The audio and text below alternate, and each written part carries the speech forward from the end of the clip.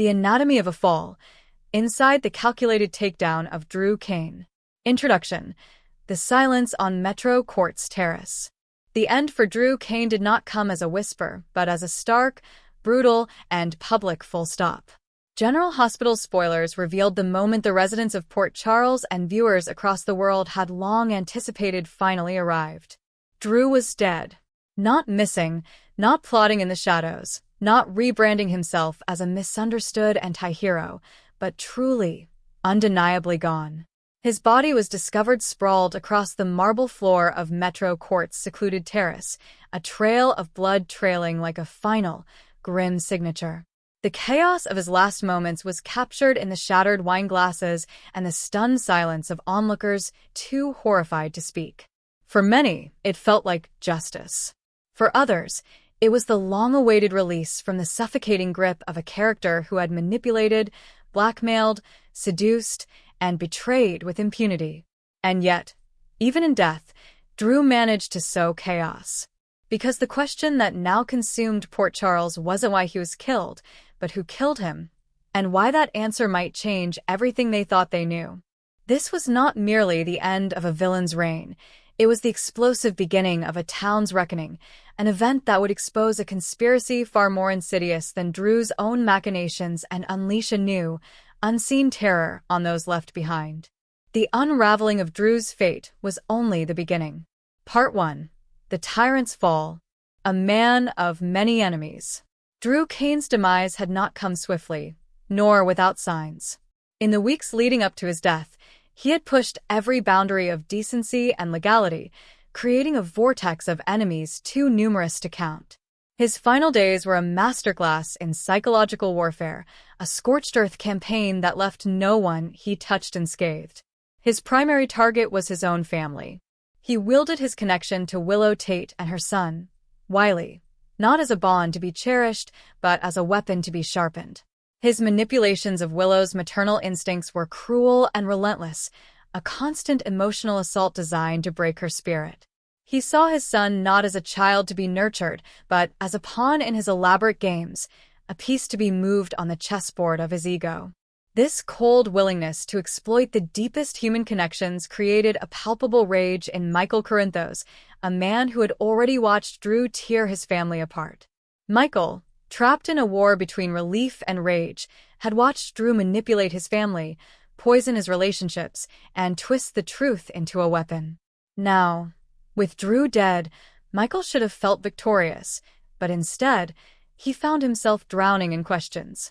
Beyond the family circle, Drew's professional life was a minefield of his own making. His alliance with powerful and dangerous players had always been transactional, built on a foundation of mutual greed rather than loyalty. His shady real estate ambitions had brought him into violent conflict with figures like Sidwell, whose own empire began crumbling under the scrutiny of their association. Drew's calculated blackmail of Dr. Portia Robinson was a particularly vicious move, threatening to shred her career and integrity to achieve his ends.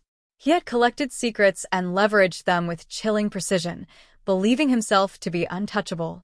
He operated under the assumption that in Port Charles, power was the only currency that mattered, and he had amassed a fortune of it.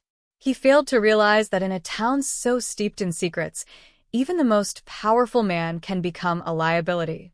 The night of the murder. The circumstances surrounding his death remained murky, a puzzle box of conflicting reports and whispered theories. Some said it was an act of retribution from a wronged business partner. Others hinted at a professional hit, a clean, emotionless strike to remove a problematic player from the board. A few even believed it was staged, another one of Drew's elaborate illusions. Theories ran wild, but one thing was clear: this was no random act of violence. The investigation into Drew's death, led by a conflicted Detective Harrison Chase and a furious Commissioner Jordan Ashford, began as a routine case of homicide. However, it quickly spiraled into a far more insidious and far-reaching crisis. What initially looked like a personal attack, a revenge killing brought on by emotional betrayal, soon revealed itself to be something more complex. As the PD uncovered layer after layer of darkness that Drew had buried beneath his public persona, the scope of the case expanded exponentially. The initial charge of murder now included tampering with hospital records, financial fraud, cybercrime, and possibly even a conspiracy involving parties outside the jurisdiction of Port Charles. As Jason Morgan, a man long thought to be free of Drew's shadow, was pulled back in by the sheer weight of obligation and truth, the picture became horrifyingly clear. He discovered references to meetings with unknown parties, encrypted texts with chilling phrases like containment breach and family pressure, and logs of late-night calls made to a disposable number traced back to the outskirts of town.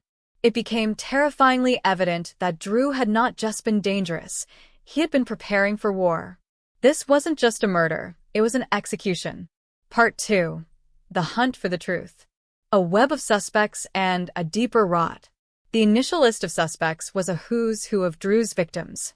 Nina Reeves, whose desperation to protect her fragile, newly formed relationship with her daughter, Willow, had pushed her to the brink on numerous occasions. Willow Tate herself, a woman so thoroughly traumatized, manipulated, and pushed into emotional collapse that a final, desperate act was not outside the realm of possibility. Even Sonny Corinthos, watching the torment inflicted upon his family, was not beyond suspicion. But as Jason dug deeper, a more disturbing pattern emerged. He discovered that Drew had bribed technicians to install unregistered listening devices in General Hospital. He found a digital vault of destruction on a recovered laptop, a trove of hidden folders protected by advanced encryption. Inside were names, files, photographs, audio recordings, private emails, falsified medical records, and financial documents tied to hidden accounts, all logged with chilling precision. This was not a collection of souvenirs, but an arsenal of weapons. Drew had not merely collected these things for leverage, he had used them repeatedly to bend people to his will. It was clear that Drew's death had ignited a deeper rot within the town's foundation. Port Charles was now a town with a wound that wouldn't close. As the dust settled, it was clear that Drew's death wasn't the end of the pain. It was only the beginning of a deeper unraveling, one that pulled Willow, Jason, and Michael into a storm from which they might never recover. The unraveling of Willow. For Willow, the news that Drew was dead wasn't met with the grief that should follow a family tragedy. Instead, her first reaction was confusion. For so long, Drew had been the architect of her unease, the man who had played puppeteer with her emotions. Now that he was gone, she should have felt free. Instead, she spiraled. Every corner of Port Charles reminded her of the emotional prison he'd built around her. Every well-meaning question about how she was coping forced her deeper into isolation. She began to wonder if anyone truly understood the grip he had on her, how even in death he haunted her with silence, with the echoes of decisions he'd forced her to make. Something inside her cracked, not because she missed him, but because a terrifying part of her felt complicit, because part of her had wanted it. The knowledge of how close she had come to losing everything, her child, her autonomy, her very identity, was more than she could process. Nightmares began to plague her sleep. She would hear Drew's voice in her head, questioning her own sanity. Every smile from a stranger, every glance from a nurse, every supportive word from Michael now felt like pity wrapped around a secret she didn't understand. And though she tried to bury it, part of her kept asking the question she feared most. Had she, in her silent prayers for peace, wished for Drew to die? Had she, in her silence, helped manifest the very horror that now haunted her? Her breakdown was slow, quiet, and deeply private, but it was real, and it was devastating. Part 3. The Unholy Alliance and the New Terror. The revelation of the conspiracy. The truth, when it finally surfaced, was more shocking than any theory the town had concocted. The killer's face was not a stranger's. It was not a single person.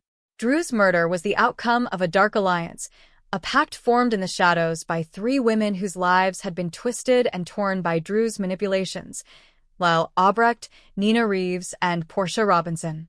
Driven by different motives but bound by a shared enemy, they had formed a pact sealed in secrecy and fury. This was not the act of a rogue woman falling back into madness. This was precision. While ever the surgeon was methodical, having once been feared as a cold and cunning doctor, She had found a semblance of redemption through family, through grief, through love. But watching Mina suffer under Drew's emotional terrorism and seeing the psychological torment Willow endured, she saw a system that had failed. For her, justice had failed. The system that should have protected Willow was too slow, too blind, too easily manipulated by a man like Drew. So Lyle did what no one else dared. She became the executioner. But she didn't act alone. Their plan unfolded with meticulous timing.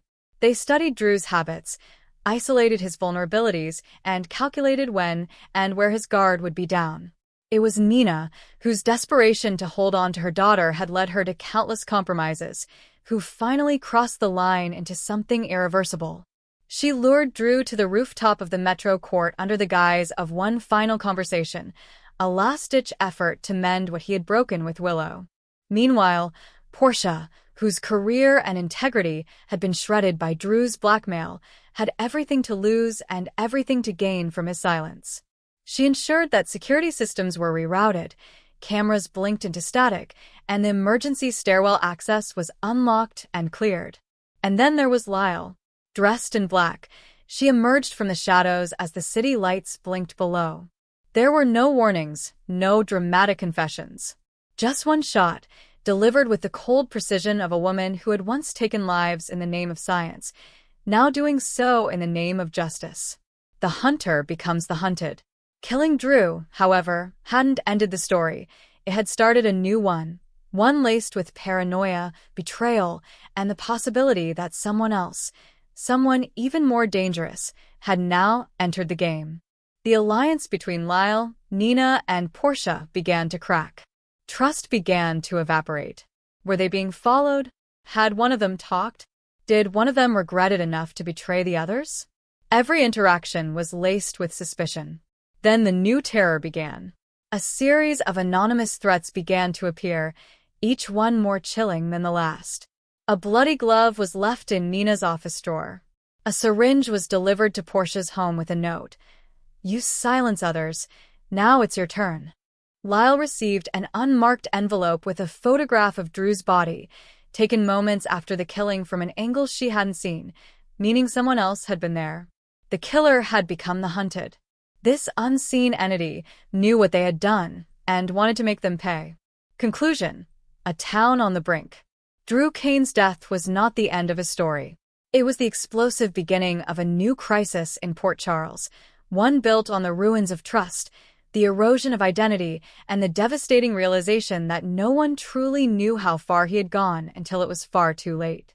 The PCPD will continue to investigate, and the files on Drew's laptop will continue to surface, but some stains, once exposed, cannot be washed away. For Willow, Michael, and Jason, the scars Drew left behind may never fully heal.